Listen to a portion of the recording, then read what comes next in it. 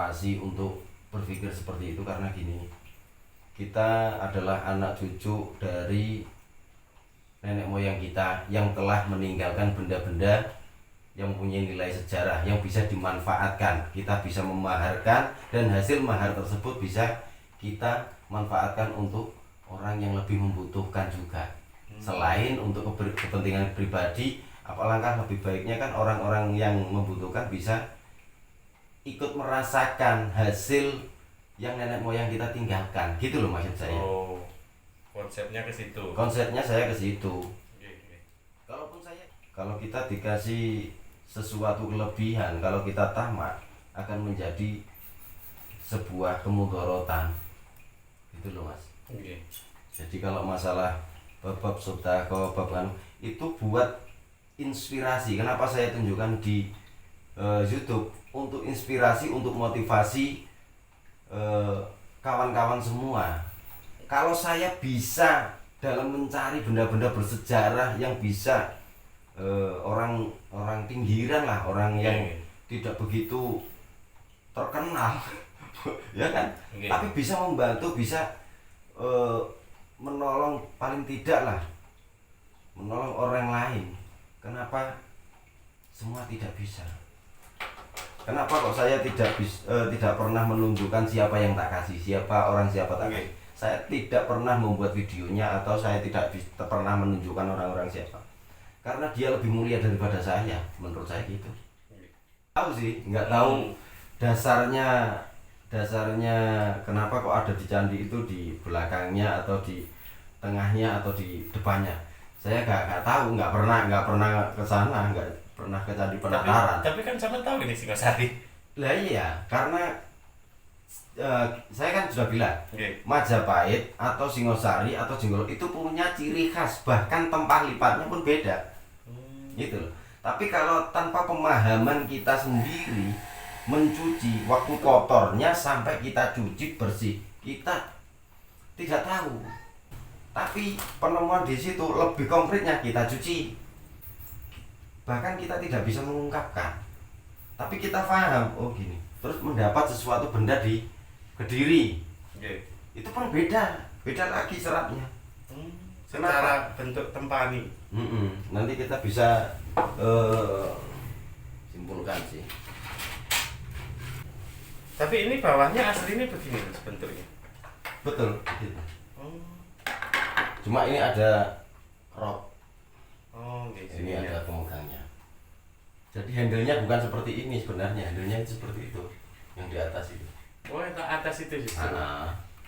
Seperti ini, paling tapi tidak seperti inilah. Majapahit pakai beginian nggak, Mas? Apa? Majapahit pakai peraliannya mungkin pakai. Peralihan. Saya bisa mengatakan mungkin itu karena beralihnya kerajaan satu ke kerajaan lain pasti tidak mungkin langsung putus dengan suatu budaya.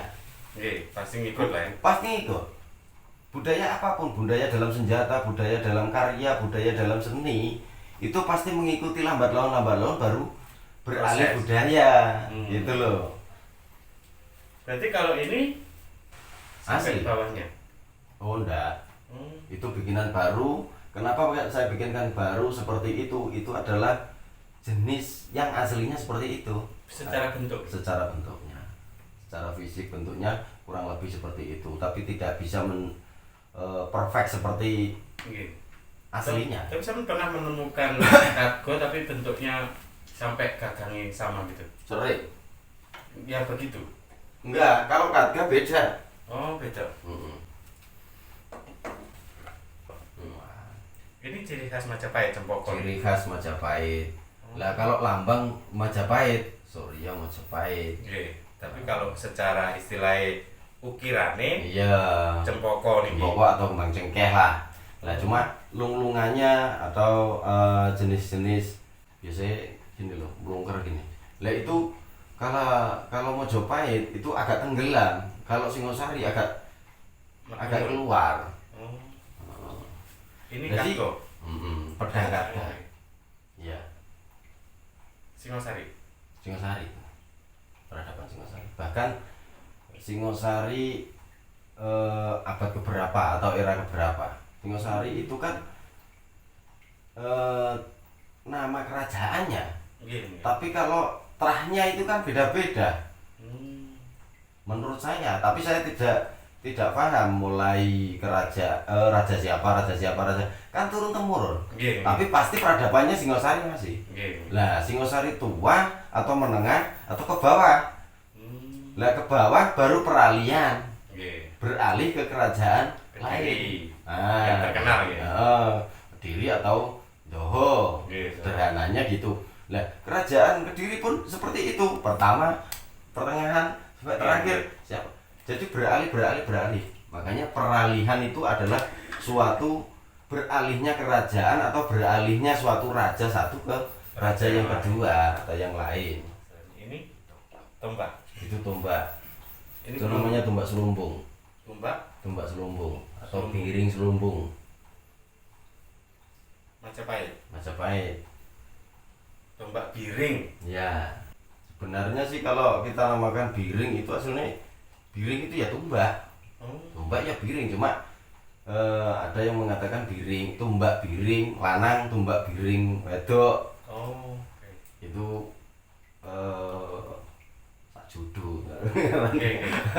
Sak pasang. Pedang tengkek pun seperti itu, pedang larbango itu seperti itu, ada yang laki-laki dan ada yang perempuan. Jadi orang dulu itu menyimpulkan itu dalam kehidupan itu pasti ada pasangan. Ada siang, ada malam, ada hujan, ada terang. Begitu. Jadi ada laki-laki, ada perempuan. Senjata pun seperti itu. Kita filosofikan seperti yang lainnya, seperti seperti diri kita. Makanya dinamakan pusaka itu namanya pusaka manjing sukmo rogo. Jadi seolah-olah pusaka itu adalah harga diri kita, jiwa kita. Cuma sarana untuk melindungi diri kita dan mempunyai kewibawaan dalam diri. Begini, kalau raja memegang pedang atau pusaka terlihat wibawa. Sederhananya. Jadi menungso dicondro saka busana. Bagusé menungso dicondro saka busana. Saumpamane gak gawe busana, gak ketok gagalan perkoso. Sederhananya gitu. Makanya dalam suatu pelengkap dalam kehidupan ada suatu keseimbangan namanya pasangan. Keseimbangan dalam kehidupan dalam zaman dulu sampai sekarang, keseimbangan dalam kehidupan itu adalah berpasangan. Kalau sudah berpasangan berarti imbang. Nah, kalau raja tidak memegang sesuatu benda berarti kurang lengkap dalam kehidupannya, dalam kerajaannya, gitu loh. Raja mempunyai prajurit, gue prajurit ewonane gak ono sing nyekel senjata, lengkap enggak? Diwedeni wong enggak? Makanya ada keserasian, ada ketakutan biar kita terlihat wibawa itu menggunakan busana apa agar kita terlihat diwedeni wong gawe busana apa? Polisi, tentara, aparat. Nek gak gawe busana, padha karo wong biasa. Tapi nek gawe busana langsung kelihatan. Beda kan? Seperti itulah dalam kehidupan zaman dulu diajarkan kepada kita untuk memahami benda-benda atau artefak-artefak kuno agar kita itu bisa membaca. Zaman dulu itu mengajarkan seperti apa, namanya dharma. Dharma itu adalah perilaku yang baik. Dharma modun menjadi andap asor tepo seliro. Itu juga melakukan sesuatu perbuatan yang baik kan, bukan benar atau salah loh. Perbuatan baik bukan termasuk benar atau salah. Perbuatan baik itu bersinambungan dengan keburukan. Baik pasti buruk, pasti ada buruk. Betul nggak? Tapi bukan zaman dulu tidak ada salah benar, tidak ada. Pasti perlakuan. Kalau orang mempunyai perlakuan baik maka zaman dulu itu diagungkan. Resi, pandikan-pandikan yang mempunyai dharma yang bagus. Tapi di zaman sekarang itu beda. Kebaikan atau keburukan itu dimusnahkan, beralih menjadi suatu ranah hukum, yaitu salah dan benar. Kalau salah dan benar hukum loh, betul nggak? Kalau baik dan buruk, ada hukumnya enggak? Kau melakukan keburukan, maka kau akan dihukum katumon. Kau melakukan kesalahan, maka kau akan mengenakan pasal sekian. Berarti kan hukum. Kalau salah dan benar ada hukumnya, tapi kalau baik dan buruk tidak ada hukumnya. Itulah yang mengajarkan nenek moyang kita untuk selalu menerapkan suatu dharma yang baik. Dharma berarti perilaku yang baik. Andap asor tepo seliro adalah perilaku yang baik. Maka beralih ke Islam, sudah masuk ke Jawa, dibawa oleh para wali, para ulama-ulama zaman dulu, betul kan? Maka diganti, bukan diganti, namanya saja diganti, akhlakul karimah. Jadi beralih ke akhlakul karimah. Akhlakul karimah adalah bukan salah, bukan benar loh, perbuatan juga, perbuatan baik atau buruk. Jadi mulai zaman era peradaban kerajaan Singosari, Jenggolo, Mojopahit, Mataram, bahkan nenek moyang kita mengajarkan itu adalah perilaku yang baik, bukan masalah kesalahan atau kebenaran. Kalau masalah kebenaran pasti ada yang disalahkan. Kalau kita merasa benar pasti ada yang disalahkan. Betul nggak? Betul. Tapi kalau kita merasa baik tidak ada yang kita burukkan. Kau buruk berarti kurang baik. Mau ngotot. Tapi kalau benar pasti salah. Sama logika loh, masuk akal enggak? Iya.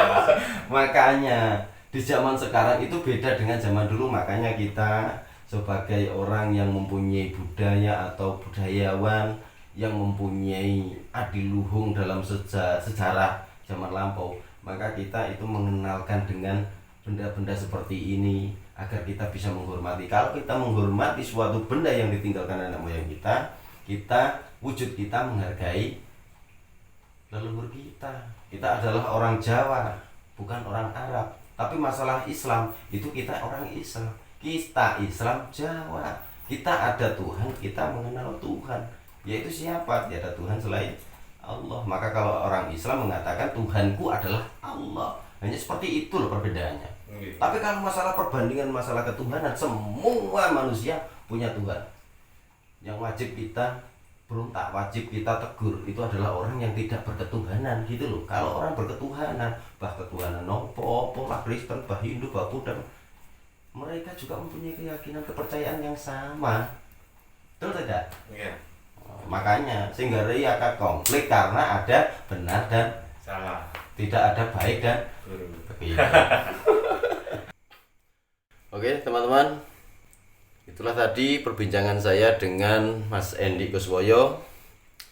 Beliau telah selama ini berkecimpung di dunia sejarah. Apa yang saya jelaskan tadi mudah-mudahan teman-teman bisa menilai atau bisa memetik sebuah hikmah. Memang keseharian saya seperti ini. Ada yang membahas masalah sejarah, ada yang membahas masalah peradaban-peradaban lama, ada yang membahas masalah benda-benda yang saya temukan.